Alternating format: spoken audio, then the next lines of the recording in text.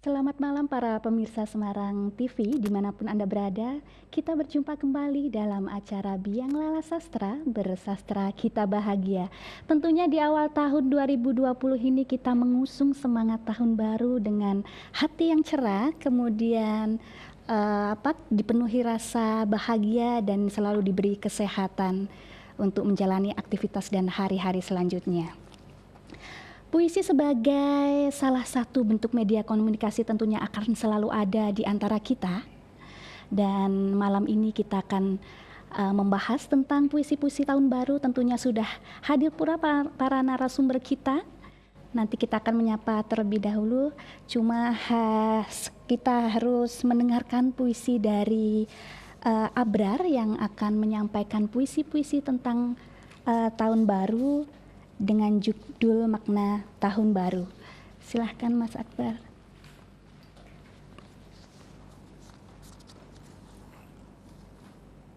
Makna Tahun Baru. Detik demi detik merangkak mengintai pergantian.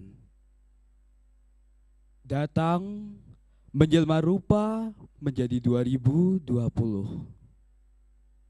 Dan kita lantas berpikir, wah, tak terasa tahun baru sudah tiba.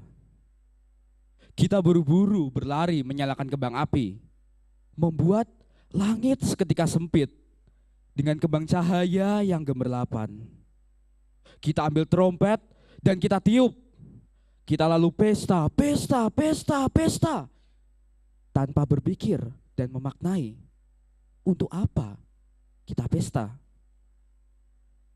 Tentu manusia tak pernah kehabisan cara untuk merayakan tahun baru nan semarak. Mulai dari 4.000 tahun yang lalu sampai detik yang kita jalani. Mulai dari tradisi jenaka makan donat di Jerman sampai tradisi menghebohkan melempar perabotan di Afrika Selatan. Dari membunyikan lonceng kuil dengan kusuk di Jepang sampai pesta kembang api di seluruh belahan dunia. Sayang, kita manusia seringkali lupa. Kita manusia seringkali abai. Makna dan arti dari perayaan tahun baru kita. Meninggalkan cangang kosong tanpa maksud yang jelas. Lantas, apa makna dari tahun baru? Aku pun menanyakan pertanyaan yang sama. Bukankah maknanya sudah jelas selama ribuan tahun? Seperti Janus, dewa bermuka ganda. Sang dewa awal dan akhir. Bukankah tahun baru juga masih tentang mengubur hal lama di belakang untuk menyambut awal yang baru? Jangan sampai kita gembar-gembor, tahun baru awal baru, tapi masih manusia yang sama di dalam. Jangan sampai badai dan cambuk kesusahan yang terus mendera kita secara tragis hanya menjadi derita semata, bukannya dorongan untuk kita berubah. Kita masih seperti Drupadi dan Pandawa, merebut momen yang tepat untuk melawan kebatilan para Kurawa. Dan inilah momen kita, inilah saat kita untuk melawan, untuk berperang, melawan kebatilan dalam diri kita. Bukan sendirian tentu saja. Sama seperti Krishna di sisi para Pandawa. Mari kita datang dengan Sang Pemberi Hidup di sisi kita. Sehingga kita tidak lagi cemar, tidak lagi berkubang dalam lautan penyesalan dan dosa. Sehingga ibadah kita tak lagi sekedar rutinitas, tanpa ada penghayatan yang berarti. Melainkan menjadi manusia baru yang lebih baik dari sebelumnya. Itulah tahun baru menurutku. Terima kasih.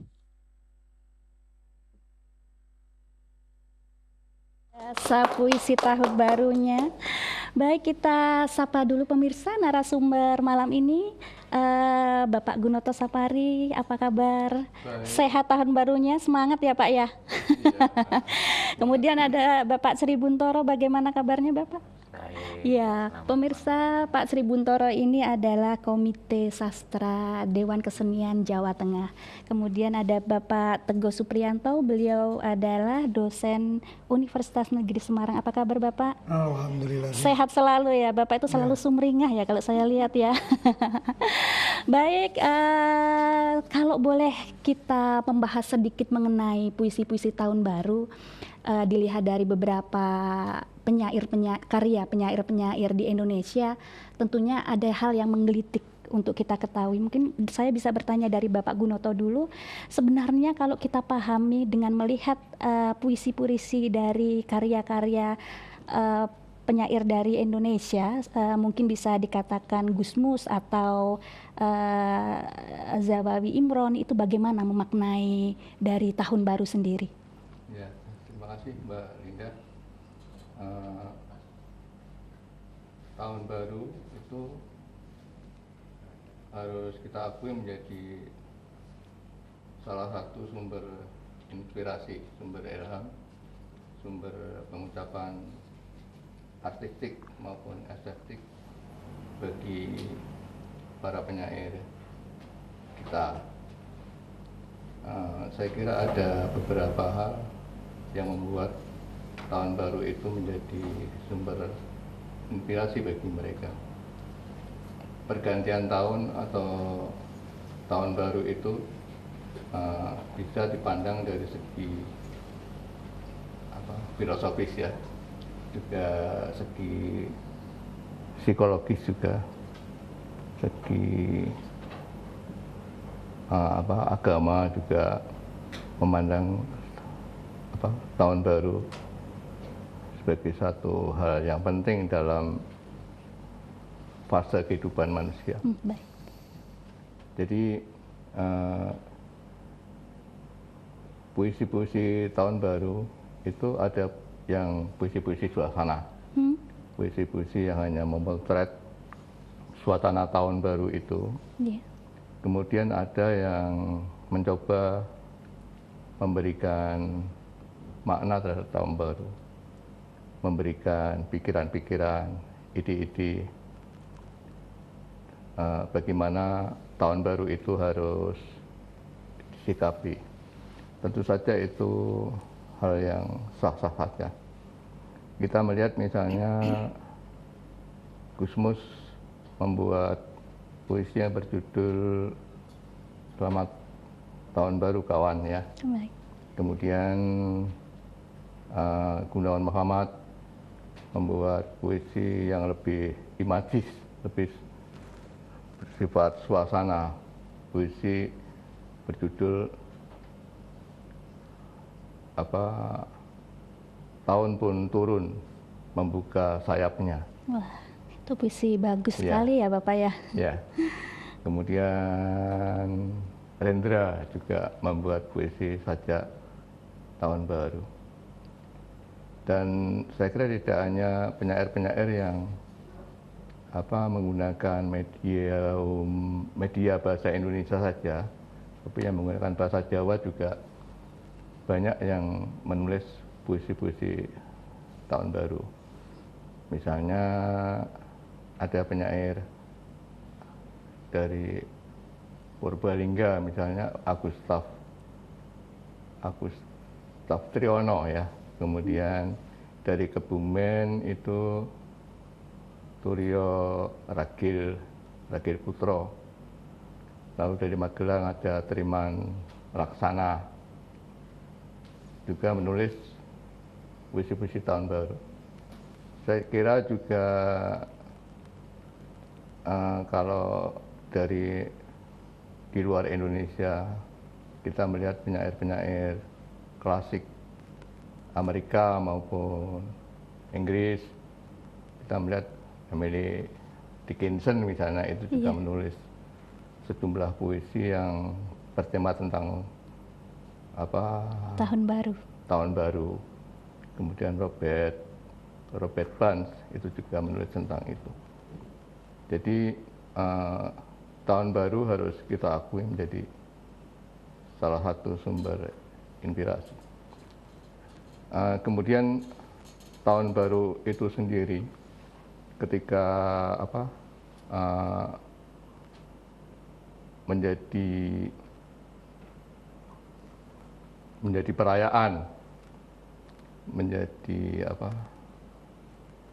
disambut di mana-mana dengan kembang api, dengan mercon dan sebagainya. Itu kan dilakukan oleh berbagai etnis, oleh berbagai agama juga, berbagai usia. Jadi saya kira itu menjadi salah satu perekat kebinekaan kita. Iya, begitu iya. Terima kasih Bapak. Bapak Sri Buntoro sendiri bagaimana memaknai para penyair itu dalam menyampaikan pesan-pesan yang ada di dalam puisinya, baik itu penyair yang sudah terkenal maupun penyair-penyair baru? Oke, mungkin memang momen itu bisa banyak hal ya, seperti umumnya hari-hari besar itu selalu memantik para kreator, nggak cuma penyair mungkin, untuk membuat sesuatu. Jadi kalau lihat dari kesejarahan aja, tahun baru yang mana sebetulnya? Karena masing-masing bangsa, masing-masing etnis itu sebetulnya punya tahun barunya. Hanya ketika kita bicara tentang tahun baru Masehi, itu diawali dari seperti tadi yang dikutip oleh Abra di dalam puisinya itu Dewa Janus. Dewa Janus itu dewa minor di Romawi, bukan termasuk dewa mayor ya. Dewa mayor itu yang duduk di Olympus, itu kalau kita bahasa kita duduk di surga. Tapi ini dewa yang terjun ke bumi. Jadi Dewa Janus itu punya dua muka, menghadap depan dan belakang. Itu kalau dalam terminologi mitologi itu dewa yang di persimpangan. Ketika di bumi dia akan selalu memberi pilihan kepada manusia, harus memilih A atau B. Nah, berdasarkan mitologi itu diambil oleh Julius Caesar untuk dipakai sebagai penanggalan. Karena penanggalan sebelumnya itu Januari dimulai dari bulan Maret, bukan Januari. Jadi Januari itu juga berasal dari nama Janus itu, sehingga muncul Januari. Nah, tahun baru yang dianggap Masehi ini disahkan ketika Gregorian 12 itu paus di Kekatolikan Roma itu mensahkan itu sebagai penanggalan. Dan akhirnya itu diikuti oleh berbagai bangsa. Sebetulnya di Thailand sendiri itu juga merayakan tahun barunya pada bulan Maret. Dan sama sebetulnya Natal, Idul Fitri itu selalu memberi inspirasi semua kreator untuk menciptakan kreasinya. Jadi tidak berbeda juga dengan puisi seperti tadi yang disampaikan Pak Gunoto, bentuk puisinya bisa macam-macam. Ada yang itu sekedar impresi, tapi ada yang kontemplatif. Ya kalau tadi disebutkan itu ada Emily Dickinson, itu penyair yang sangat disukai Gunawan Muhammad, juga menulis tahun baru. B.B. Yeats juga menulis puisi-puisi tahun baru, bahkan penyair-penyair Perancis yang di garda depan seperti Arthur Rimbaud dan lain-lain itu juga menulis hal yang sama. Valery. Lord Byron juga ya Bapak. Meskipun sebetulnya kalau kita kaji, kita tutup aja itu juga puisi, karena isinya semua hanya sebetulnya renungan kontemplatif, menyampaikan apa yang sebetulnya itu jadi keseharian. Jadi kembali lagi tadi puisi yang dibacakan Abra yang ditulis sendiri itu pun mempertanyakan sebetulnya tahun baru itu apa kalau kita tidak menjadi baru. Dan di Amerika Latin itu juga hampir punya tradisi seperti kita. Tahun baru mereka menziarahi makam-makam orang yang sudah meninggal. Jadi di sini kalau kita bicara itu momen aja, seperti yang ditulis Gusmus ini, puisi tentang tahun baru, ditulis penyair Jogja Abdul Wajid itu sebetulnya nggak ada bedanya sih dengan puisi-puisi harian gitu. Hanya menjadi berbeda ketika ada nama yang disematkan di sana, tahun baru, tahun turun, Nah, itu mungkin itu. Oke, baik. Kalau Bapak Teguh sendiri, kita kan selalu bilang penyair, semuanya penyair yang sudah terkenal. Tadi saya tergeletek kalau Bapak berbicara semua orang adalah penyair dan berhak untuk memaknai tahun baru, begitu. Bisa dijelaskan makna itu, Pak? Ya, terima kasih. Jadi gini, saya setuju Mas Bun itu tadi ya, bahwa itu adalah momen ya. Tahun baru itu momen untuk melakukan apapun. Sepakat tadi kontemplasi untuk merenung diri ya. Sekarang banyak muncul puisi-puisi yang ada di medsos, dan siapapun berhak untuk menulis, menjadi penyair dadakan. Ini menarik. Jadi kalau tadi itu dari genre yang Iya. harus kuat, Iya. dari mulai penyair-penyair kuno sampai yang paling modern. Nah, yang menarik adalah ketika pada momen tahun baru, momen Idul Fitri dan sebagainya di Indonesia itu banyak sekali bermunculan tulisan-tulisan yang kalau kita identikan itu menjadi semacam puisi, dan penulisnya nggak jelas. Semua itu bisa menjadi penulis. Anonim bahkan ya, Pak? Anonim, karena nanti dikutip, nanti tambah lagi, terus sampai menyebar ke medsos ya. Iya. Ini yang menarik.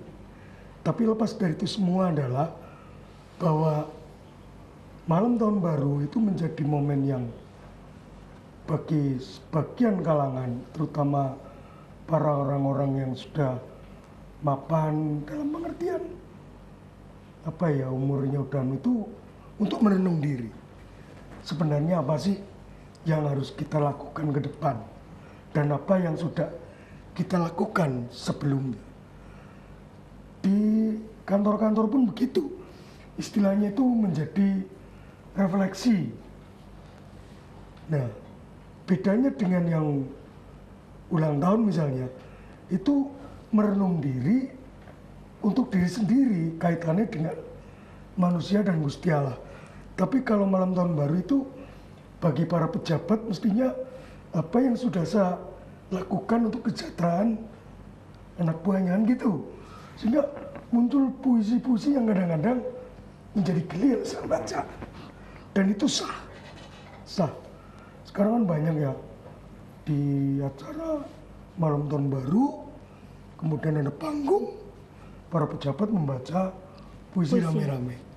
Dan itu sah. Para politisi, para guru, semua.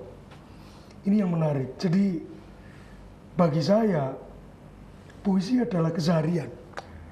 Puisi itu memberi ruang untuk menyampaikan unek-unek apapun. Oke, baik, kita lanjutkan lagi Bapak. Sepertinya ini semakin hangat dan semakin ramai saja. Kita break sejenak setelah iklan berikut.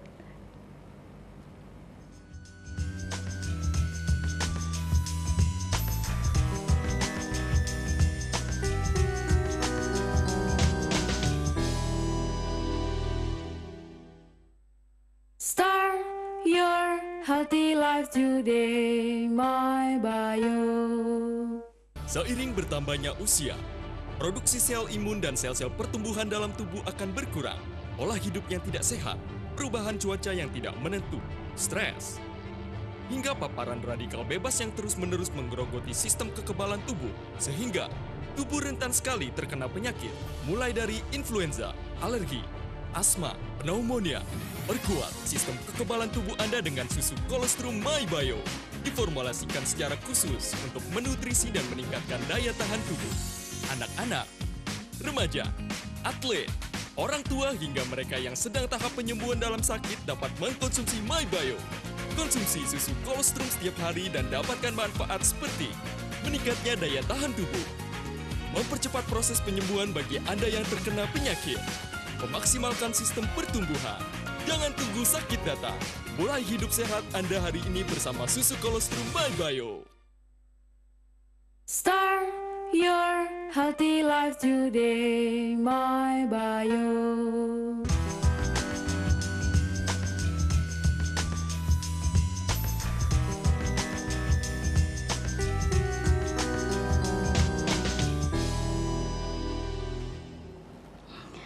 Para seniman, sastrawan, dan pujangga diberi oleh kelembutan oleh Tuhan untuk bisa mengekspresikan apapun yang dilihat, didengar, maupun yang dibacanya.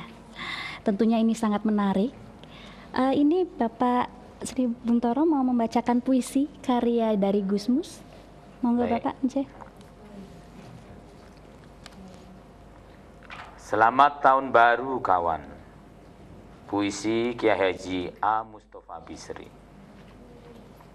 Kawan, sudah tahun baru lagi. Belum juga tibakah saatnya kita menunduk memandang diri sendiri, bercermin firman Tuhan sebelum kita dihisapnya. Kawan, siapakah kita ini sebenarnya? Muslimkah? Mukminin? Mutakin? Khalifah Allah? Umat Muhammadkah kita? Khairul umatinkah kita? Atau kita sama saja dengan makhluk lain? Atau bahkan lebih rendah lagi, hanya budak perut dan kelamin? Iman kita kepada Allah dan yang gaib rasanya lebih tipis dari uang kertas ribuan, lebih pipih dari kain rok perempuan. Betapapun tersiksa, kita kusyuk di depan masa, dan tiba-tiba buas dan binal di saat sendiri bersamanya. Syahadat kita rasanya lebih buruk dari bunyi beduk, atau pernyataan setiap pegawai rendahan saja, kosong, tak berdaya. Salat kita rasanya lebih buruk dari senam ibu-ibu, lebih cepat daripada menghirup kopi panas, dan lebih ramai daripada lamunan 1000 anak pemuda. Doa kita sesudahnya justru lebih serius memohon enak hidup di dunia dan bahagia di surga. Puasa kita rasanya sekadar mengubah jadwal makan minum dan saat istirahat, tanpa menggeser acara buat syahwat ketika datang rasa lapar atau haus. Kita manggut-manggut. Oh, beginikah rasanya? Dan kita sudah merasa memikirkan saudara-saudara kita yang melarat. Zakat kita jauh lebih berat terasa dibanding tukang becak melepas penghasilannya untuk kupon undian yang sia-sia. Kalaupun terkeluarkan, harapan pun tanpa ukuran upaya-upaya Tuhan menggantinya lipat ganda. Haji kita tak ubahnya tamasya menghibur diri, mencari pengalaman spiritual dan material, membuang uang kecil dan dosa besar. Lalu pulang membawa label suci asli made in Saudi, haji. Kawan, lalu bagaimana dan seberapa lama kita bersamanya? Atau kita justru sibuk menjalankan tugas mengatur bumi seisinya, mensiasati dunia khalifahnya? Kawan, tak terasa kita semakin pintar. Mungkin kedudukan kita sebagai khalifah mempercepat proses kematangan kita, paling tidak kita semakin pintar berdalih. Kita perkosa alam dan lingkungan demi ilmu pengetahuan. Kita berkelahi demi menegakkan kebenaran, mengacau dan menipu demi keselamatan, memukul, mencaci demi pendidikan, berbuat semaunya demi kemerdekaan, tidak berbuat apa-apa demi ketentraman, membiarkan kemungkaran demi kedamaian pendek, kata demi semua yang baik, halalah sampai yang tidak baik. Lalu bagaimana para cendekiawan, seniman, mubalik dan kiai sebagai penyambung lidah Nabi? Jangan ganggu mereka. Para cendekiawan sedang memikirkan segalanya. Para seniman sedang merenungkan apa saja. Para mubalik sedang sibuk berteriak kemana-mana. Para kiai sibuk berfatwa dan berdoa. Para pemimpin sedang mengatur semuanya. Biarkan mereka di atas sana menikmati dan meratapi nasib dan persoalan mereka sendiri. Terima kasih, saya hanyut Pak. Puisi Gusmus ini sangat istimewa pemirsa karena eh, sepertinya memang ada sentilan-sentilan begitu, tidak hanya melulu kata-kata yang dibuat. Begitu Pak Sri Ya, Buntoro. benar ini. Gusmus itu selalu dengan puisinya seperti itu. Iya, Saya melihat puisi-puisi Gusmus seperti lukisan-lukisannya itu sebetulnya karikatural, kritik, tapi juga sebetulnya sedang mentertawakan diri sendiri. Ya, Dia Iya. tidak menunjuk, tapi dengan menunjuk diri sendiri itu sebetulnya sedang menunjuk banyak orang. banyak orang. betul. Pak Gunoto sendiri melihat puisi dari Gusmus bagaimana yang untuk sajak tahun baru ini tadi? Ya, itu cara Gusmus ya mengkritik keadaan ya, mengkritik sekitar gitu.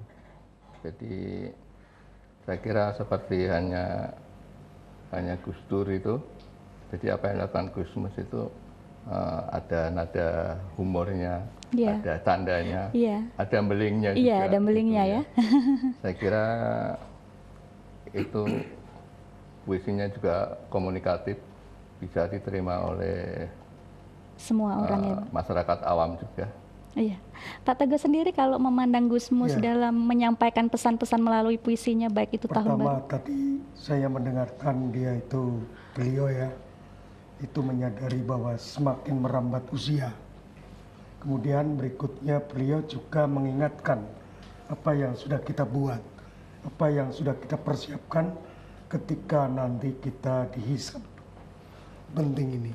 Dan itu beliau itu menanyakan untuk diri sendiri, meskipun sebenarnya beliau itu melihat kondisi sosial lingkungannya. Yang menarik, beliau itu tidak mau menunjuk dikau, tapi diri sendiri sebenarnya. Nah, orang-orang yang seperti kita ini mesti merasa menjadi teringat, menjadi ini gerakan untuk mari kita menyadari diri yang sudah banyak dilakukan oleh orang-orang yang merasa sudah mumpuni, berlabel kaji dan sebagainya itu. Tadi itu menjadi lelucon dalam pengertian tanda petik ya, untuk mengingat kita sebenarnya kita masih belum apa-apa. Segeralah kita untuk istilahnya ngangsu, golek dalam sing ya bekal untuk kalau nanti kita kembali. Jadi sudah ini kok tahun baru lagi, tiba-tiba tahun baru lagi, menyadarkan kita udah tua. Segeralah kita untuk kembali bersujud, kembali mengambil banyak bekal untuk ke depan. Iya, Jadi begitu. itu inti dari beliau itu gitu. Ya, menyadari arti menjadi manusia, Ya, begitu dan Bapak. Karena beliau memang penyair gamben, kosakata atau diksi yang dia kemas itu sangat, di samping estetis, memukau juga guyonan dalam tanda petik itu. Iya, begitu. Menarik, ringan. Orang menjadi enak membacanya tanpa merasa tersinggung, tapi menjadi sadar. Maksudnya aku tua gitu lah. Menarik. Iya, betul. Kalau Pak Gunoto selain Gusmus mungkin ada puisi tahun baru dari karya Gunawan Muhammad, bisa beberapa lari saja yang Itu mungkin. puisi Gunawan Muhammad itu kan, kalau Iya. puisi Gunawan Muhammad puisi suasana ya. Oh, suasana Dia ya. hanya menggambarkan suasana dan itu tidak sepenuhnya bisa dirumuskan gitu Oh, baik. Iya. Saya kira tetapi kita bisa menangkap nuansanya gitu, Oh, apa yang diinginkan. Kembang api, padam, begitu ya Pak ya. Habis gelap langsung padang, begitu ya Pak ya. Ya memang tiap penyair kan punya latar belakang yang Gusmus itu kan kiai, maka mesti renungan-renungan, kemudian apapun yang ingin disampaikan ke umat itu mesti terfokus, tervolumulasi ya, dalam bentuk-bentuk larik puisi. Iya. Kalau Gunawan Muhammad itu kan penyair, jadi melihat kondisi sekitar ya spontan aja, gitu loh. Jadi tahun baru itu memberikan kita ruang yang luas untuk mengekspresikan apapun. Iya. Renungan diri, kemudian guyonan, menggunakan larik-larik puisi yang lucu-lucu. Atau anak-anak muda biasanya juga banyak menggunakan malam tahun baru untuk membidik calon-calon. Iya. Calon-calon kekasih Iya. baru ya Pak ya? Iya, itu banyak itu. Atau mengajak mantan kembali ya Pak ya? Wah, Iya, Pak Sri Buntoro, selain Gusmus mungkin ada contoh lain puisi yang mungkin bisa sebagai pembanding? Ini ada penyair yang mungkin jauh lebih muda ya. Abdul Wajid itu juga sebetulnya dia pengajar. Ini kebetulan saya juga bawa puisinya. Kontemplasinya sama, hanya memang penyair itu punya daya ucap sendiri-sendiri. Itu seperti yang disampaikan Pak Teguh tadi, berdasar latar belakang baik pendidikan atau culture dia. Kalau Gunawan Muhammad itu dia sangat menyukai eksistensialisme, sehingga pengucapannya ya sangat eksistensialis. Sementara Gusmus itu sangat, ya kita tahu ya agamanya apanya, sehingga cara berucapnya juga demikian, tanpa harus kehilangan keindahan puisinya. Jadi memang membentuk rima dan lain-lain. Kalau kita paham kan sebetulnya dalam teori itu puisi itu rhyme. Jadi irama itu yang jadi nafas puisi, sebetulnya irama. Iya. Kalau kita membaca puisi tidak berirama seperti tadi Pak Teguh sampaikan, ya rasanya itu belum memenuhi kaidah puisi. Dan memang seperti yang disampaikan Archibald MacLeish itu, a poem should not mean but be. Jadi sebetulnya puisi nggak punya makna itu nggak masalah, asal ada aja udah cukup. Iya. Asal ada iramanya. Ada iramanya. yang menarik dari karya Gusmus itu kemarin itu di festival di Borobudur itu, justru yang membacakan itu Romo. Iya. Itu karena universal sekali. Meskipun kosakatanya mengandung banyak huruf bahasa Arab, tapi itu universal. Sehingga Romo pun itu membacakan dengan musik, iringan musik. Ini menarik dan memukau para para peminat dan penikmat sastra di Borobudur Festival Iya. bulan lalu itu. Mungkin yang lebih menarik itu justru peran sastra di situ. Ya, Sastra itu bisa membebaskan diri dari isme apapun sebetulnya. betul. Karena kalau kita bicara tentang ini, mungkin kekristenan menyebut orang kudus, orang saleh, ya kan? Di dalam bahasa Arab punya terminologi sendiri. Apakah itu berbeda? Saya pikir enggak. Ketika orang Jawa menyebut Tuhan dengan Gusti, ya kan? Orang Islam menyebutnya dengan Allah, nanti Hindu menyebutnya dengan apa? Saya pikir itu hanya terminologi aja. Dan penyair itu bisa mengambil segala sesuatu. Iya, di situ. iya. Dia Itu mengambil yang benang merah dari itu Iya. semua ya, Pak. Dan itu yang membedakan dengan puisi-puisi kuno. Kalau puisi kuno misalkan Jawa kuno ya, tahun-tahun 700-an, ditulis dalam kekawin itu tahunan itu membuat 5 larik aja udah, sampai berbulan-bulan. Karena di samping kaitannya dengan religius, keagamaan, juga pilihan kata itu sangat jelimet, metrumnya ya. Iya. Jadi di samping estetika tetapi juga guru dan lagu. Guru itu Bilangan, kedulang. ya guru itu suara berat, lagu itu suara ringan. Itu diperhitungan banget. Jumlah tiap lariknya. Itu tahunan ya. Iya. Tahunan. Kalau dari penyair Persia sendiri Bapak, mungkin Sama. Penyair Persia tahun-tahun lampau ya. iya, Kuno sama. Jadi karena ini Jawa kuno itu dari India ya. Mayoritas itu banyak diambil dari India dan itu Indo-Jerman. Protonya itu Indo-Jerman. Saya heran. Jawa kuno dulu kelayaban rono ya. Masyarakat zaman dulu itu. iya. Jadi itu luar biasa. Jadi ternyata betul Pak Bun itu. Nilai-nilai universal itu tidak bisa ditipu. Itu bisa kita ambil dimanapun. Cerita Roro Mendut Perno Citro, Cleopatra, terus apa meneh. Itu banyak sekali yang Romeo and Juliet. Kemudian ada Layon Sari, ada Laila itu Majnun ya ternyata Pak? di tiap daerah, Laila tiap negara itu sama. Saya nggak tahu bagaimana itu menyebar.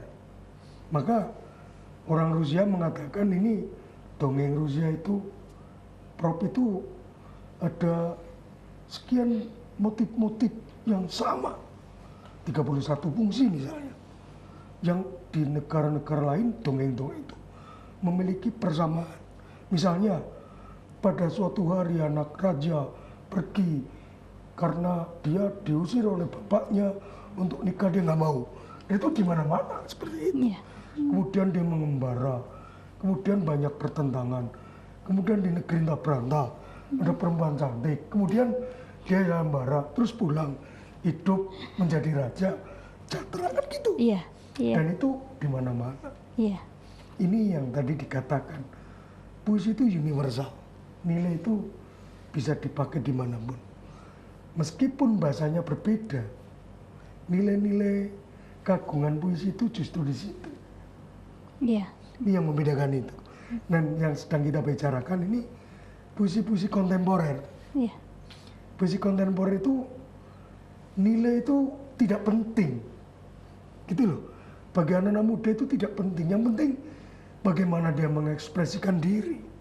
Berbeda dengan penyair-penyair seperti Gusmus, kemudian banyak yang lain.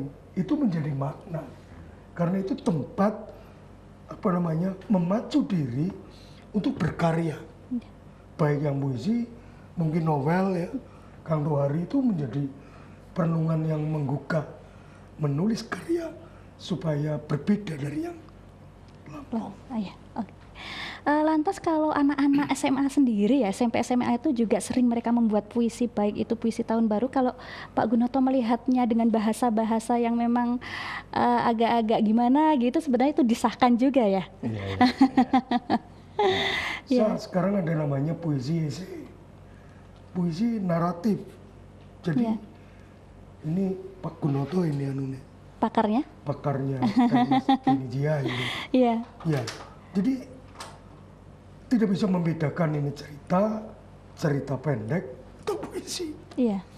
Yang membedakan itu di ideologinya, peristiwanya. Misalnya cerita pendek itu sepotong peristiwa, kalau puisi esai itu bisa peristiwa yang menggemparkan kemudian dikemas dan ada ideologi yang ingin disampaikan. Oke. Gitu. Iya. Baik pemirsa, kita break sejenak.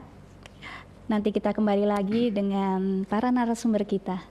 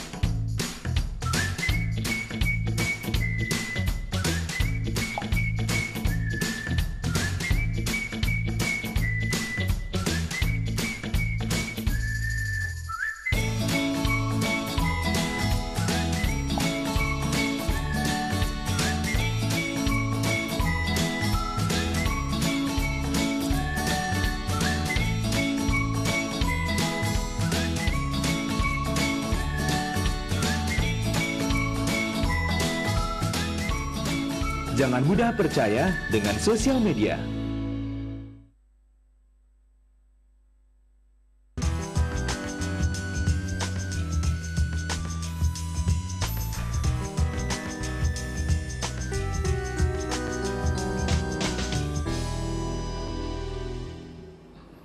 Baik pemirsa, kali ini Bapak Gunoto Sapari ingin menyampaikan puisi dari Gusmus Gunawan Muhammad. Monggo Pak Gunoto. Iya, terima kasih Mbak. Tahun pun turun membuka sayapnya. Tahun pun turun membuka sayapnya ke luas jauh benua-benua. Laut membias warna biru langit tua. Zaman menderas, manusia tetap setia. Kita di sini ngungun berdiri, membangun abad ini. Adakah surga akan kemari? Lampu-lampu padam dan malam buta, tapi manusia setia. Gunawan Muhammad. Terima kasih Pak Gun. Ini puisinya juga puisi yang sangat istimewa, karya dari Gunawan Muhammad, dan tentunya penyair akan selalu membawa pendengar maupun pembaca untuk memasuki ruang-ruang di dalam setiap jiwa manusia.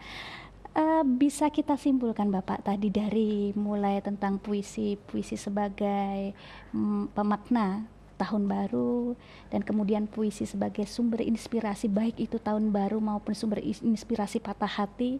Mungkin bisa lebih didetailkan untuk menjadi kesimpulan malam ini dari Bapak Gunoto Sapari. Ya, saya kira para penyair selain terinspirasi oleh suasana tahun baru, suasana pergantian tahun, juga saya kira mereka ingin agar para pembaca puisinya itu mendapatkan sesuatu, ya, mendapatkan kekayaan batin, mendapatkan hikmah. Barangkali setelah membaca puisi-puisi yang bertema tahun baru itu, mereka akan merenung untuk lebih baik lagi pada masa-masa mendatang, untuk lebih membuat program yang prioritas yang mana, yang selama ini waktunya diboroskan untuk kongko-kongko, untuk main-main. Ini kali ini harus lebih serius agar hidupnya lebih baik, lebih sukses, baik di bidang keduniaan maupun ukhrawi, kan begitu. Jadi saya kira mereka, para penyair itu membuat puisi-puisi yang bertema tahun baru. Saya kira memang ada yang sekedar menulis puisi saja, entah itu pembaca itu mendapatkan pelajaran tidak dengan oleh puisi yang dibikin itu. Tapi banyak juga penyair yang memiliki tujuan, ya, memiliki tendensi agar puisi-puisinya itu bermanfaat bagi pembacanya untuk menjadi lebih baik. Baik. Pak Sri Buntoro, bisa disampaikan? Saya melihat itu sebetulnya memang di sini peran puisi itu bisa sangat luar biasa, ya. Kalau kita misalkan sering mendengar lagu Auld Lang Syne itu muncul dari tradisi rakyat Skotlandia yang ditulis oleh penyair Robert Frost, dan itu akhirnya menjadi dalam tanda kutip itu arah tahun baru. Hanya di sini puisi sekarang jadi bahan untuk mengucapkan tahun baru.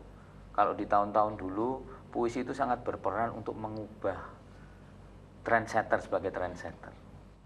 Ini mungkin yang kita bisa lihat, kalau dulu peran puisi itu begitu seperti gigantik gitu ya.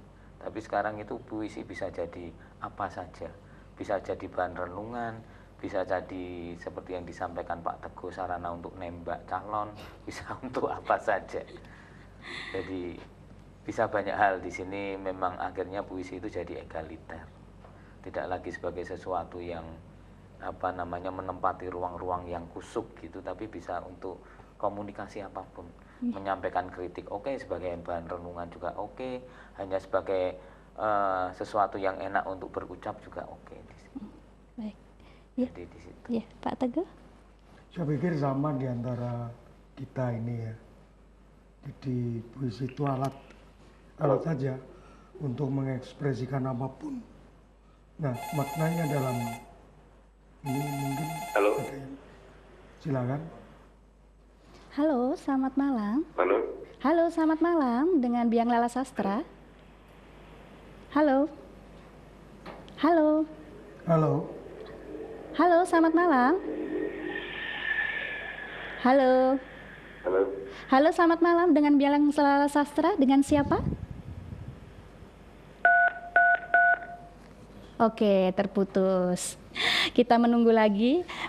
Mangga dilanjut, Bapak. Ya, jadi puisi itu menjadi sarana yang menarik bagi saya karena kebetulan bidang saya ngajar tentang sastra dan puisi salah satunya, menjadi senang karena sekarang puisi menjadi tren baru, terutama untuk di medsos ya. Karena media sekarang kan HP itu kan bangun tidur pun yang dicari ini. Ya kan? Apapun.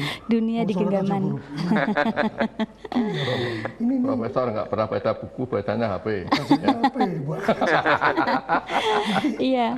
Ya, jadi kami senang ya. Artinya bahwa puisi itu sarana untuk mengalus rasa. Ini penting. Jadi yang tadinya bertemperamen kasar, ketika dia ingin membuat puisi, mau tidak mau dia harus mencari kelembutan kata. Iya. Jadi menarik Iya, ini. betul. Penting. Si Munarp marah ketika dia menulis puisi menjadi tidak marah. Iya. Tidak ada puisi yang muring-muring. Tidak ada. Puisi pasti indah. Ya, istilahnya Horatius itu kan dulcet utile. Indah dan menyenangkan. Indah dan menyenangkan. Itu gitu. Ya, kalau kita berbicara puisi Pak Teguh, berarti dia juga bisa menjadi bagian dari doa setiap orang ya? Sangat mungkin. Karena puisi itu bisa menjadi wahana untuk apapun tadi. Membaca doa itu berpuisi kok. Ya kan? Coba dengarkan ketika orang membaca doa. Rima, kemudian pilihan kata, itu puitis. Sangat puitis. Sangat puitis ya? Iya. Membaca mau masuk rumah baru, puitis. Ya. Pakai baju ini puitis ini. Nggak sembarangan pemilih. Iya. Karena puitis hubungannya dengan estetika. Iya. Hanya estetikanya itu bahasa. Tapi ketika diverbalkan, itu menjadi menarik. Itu puisi. Iya. Lantas kalau berbicara puisi lagi, kadang orang mengatakan bahwa kita harus mempercayai puisi. Apakah sebenarnya para penyair itu juga membual atau sebenarnya mereka juga jujur terhadap apa yang ditulisnya begitu? Ya nggak begitu ya. Puisi itu kan tulisan. Iya. Jejak dari imaji penulis. Oke. Bisa saja ngawur ya kan? Oke. Bisa saja dia namanya imaji ya. Iya. Makanya orang membaca puisi itu harus betul-betul menafsir. Apa ini maksudnya? Puisi itu tanda. Seperti tahun baru itu tanda. Gusmus, bagi Gusmus, tahun baru itu perlu ditandai dengan cara menyampaikan dengan puisi. Tanda supaya manusia sadar. Gila wis tua. Mari kita mencari bekal. Penting itu. Oke. Kalau Pak Gun, ini satu pertanyaan lagi untuk mensupport para generasi muda untuk lebih greget lagi dalam berpuisi bagaimana? Baik itu tidak hanya untuk tahun baru, karena kalau anak-anak muda memang gregetnya tahun baru saja tuh bikin puisi atau saat patah hati begitu. Sekarang saya kira eranya berbeda dengan dulu ya. Kalau dulu itu banyak generasi muda itu terasing dari puisi. Jadi kalau dulu itu puisi ini opo tohan gitu. Nah, kalau sekarang ini, di era media sosial ini banyak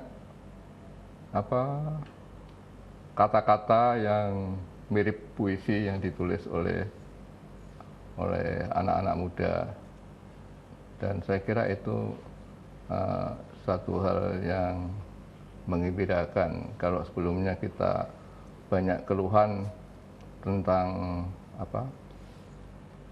upaya pemasyarakatan puisi di kalangan anak muda, kalangan milenial itu terkendala karena minat baca juga jadi masalah, daya beli terhadap buku juga masalah. Tapi sekarang kan sudah hampir teratasi semua. Mereka bisa membaca dari HP, media sosial, medsos. Kalau tidak punya kuota internet ya cari wifi yang gratis kan begitu. Iya betul. Jadi saya kira sekarang ada situasi yang menggembirakan dan kita punya harapan terhadap masa depan perpuisian Indonesia. Oke. Pak Sri Buntoro, harapannya untuk para generasi muda?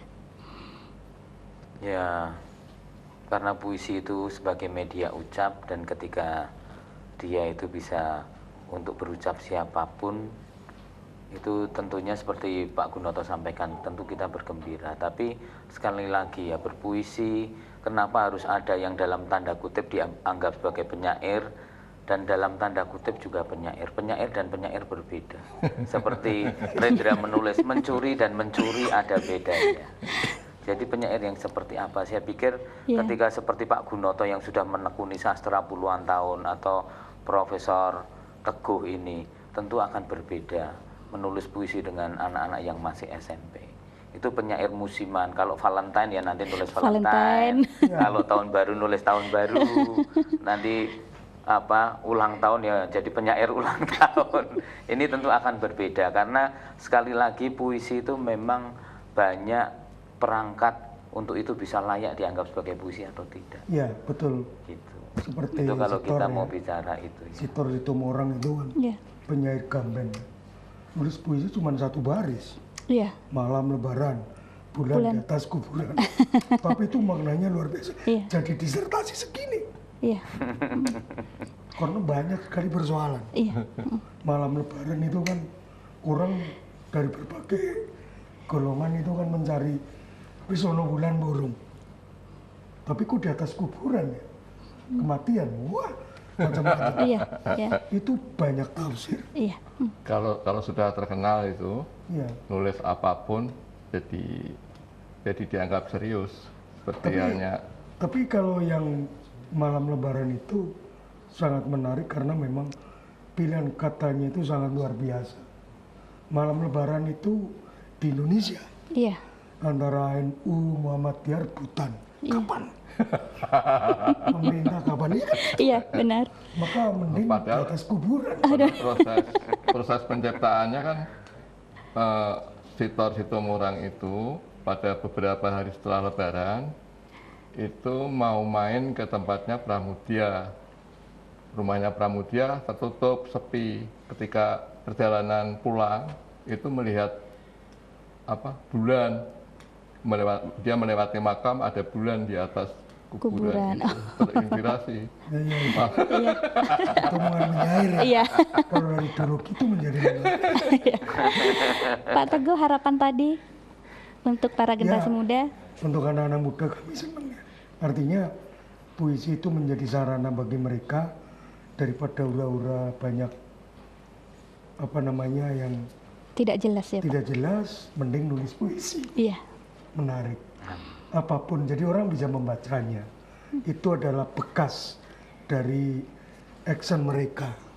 Kalau orang banyak baca, itu menjadi bermakna. Iya. Baik, terima kasih para narasumber kita. Kita sudah sampai di penghujung acara. Sekali lagi terima kasih kepada narasumber kita, Bapak Gunoto Sapari, Bapak Sri Buntoro, kemudian Bapak Teguh, atas kesempatannya kali ini. Semoga kita masih bisa bersua di kesempatan yang lain. Terus ikuti Biang Lala Sastra setiap hari Minggu pukul setengah 8 hanya di Semarang TV. Saya Linda Madya pamit undur diri, selamat malam dan sampai jumpa.